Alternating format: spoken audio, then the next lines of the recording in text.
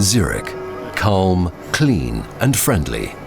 400,000 people live here, in the idyllic city on the edge of Lake Zurich. On some days, however, space in the city is limited. Days when the inhabitants are virtually overrun. It is then when a big event takes place in Zurich. The street parade with around 1 million dance enthusiasts. Each year, 200,000 people celebrate New Year's Eve in the city. The burning of the Winter Man, locally called Berg, attracts around 150,000 visitors each year. But it is the city festival that beats all records, with over 2 million visitors. Several times during the year, Zurich celebrates cheerfully.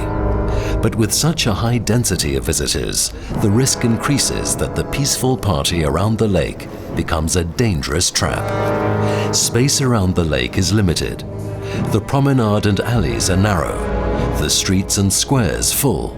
Because of the food stands and stages, the passageways are narrower than usual. Particularly the Care Bridge and the big squares at the Berkeleyplatz and Bellevue can turn into bottlenecks. In these areas, it gets very tight, very fast. If the crowd gets too dense, the pushing and shoving can get dangerous. Without escape routes, the situation becomes critical. Unfortunately, also in Europe, tragic incidents with many casualties during big events have happened repeatedly, such as in July 2010 during the Love Parade in Duisburg.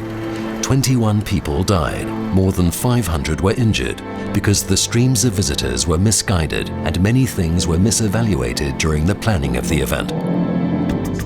Important lessons have been learned from the tragedies of the past.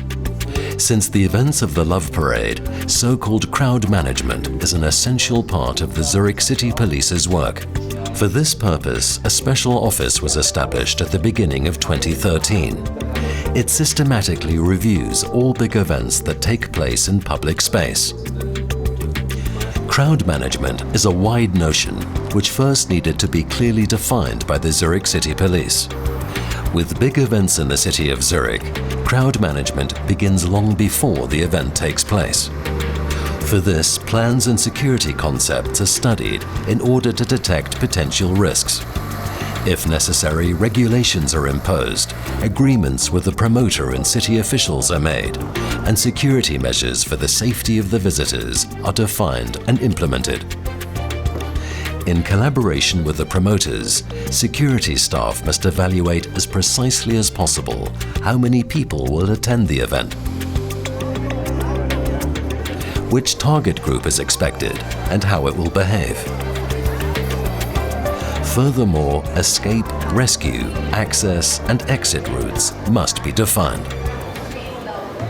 The event begins. Seen here, the City Festival 2013. Now the crowds in the city have to be monitored and, if necessary, guided actively at an early stage. For this, hundreds of people are on duty, working for the authorities and promoters alike. Now the measures and planned scenarios have to come into effect. Festival visitors are informed on big screens and signs, or with loudspeaker announcements. In case of an incident, these means of communication are used for emergency communication. This way, the visitors receive information regarding the incident, special codes of behavior, and escape routes. Direct communication is also possible via push messages for people using the smartphone app. It is important to have enough space to grant the flow of visitors and plan for suitable construction measures in order to guide the people accordingly. If possible, construction sites should be closed and fenced off. Obstacles like traffic signs, barrier posts, or obstructing park benches should be removed before the event. Streets and squares should be free of traffic. Medical stations must be easy to recognize and be easily and quickly accessible. The escape and rescue routes must be defined and cleared. The event is over. Only now can the staff in charge assess whether the planned and implemented measures were successful. The evaluations and simulations of app data in collaboration with the ETH Zurich will give important feedback as well as valuable information regarding zones at risk. All this can be used for the planning of future events. Crowd management is a never-ending process.